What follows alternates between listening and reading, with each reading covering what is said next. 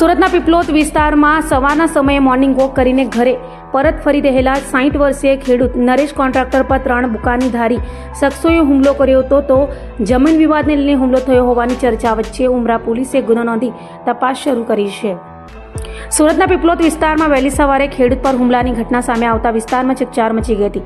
એક 60 વર્ષીય ખેડૂત નરેશ કોન્ટ્રાક્ટર મોર્નિંગ વોક પૂર્ણ કરીને ઘરે પરત ફરી રહ્યા હતા ત્યારે 3 બુકાનીધારી શખ્સોએ તેમના પર હુમલો કર્યો હતો।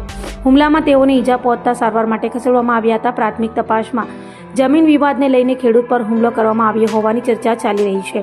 ઘટનાની જાણ થતાં ઉમરા પોલીસનો કાફલો સ્થળ પર પહોંચ્યો હતો અને સમગ્ર મામલે ગુનો દાખલ કરી તપાસ હાથ ધરી છે। પોલીસે આસપાસના સીસીટીવી ફૂટેજના આધારે હુમલાખોરોની ઓળખ મેળવવાના પ્રયાસો શરૂ કર્યા છે।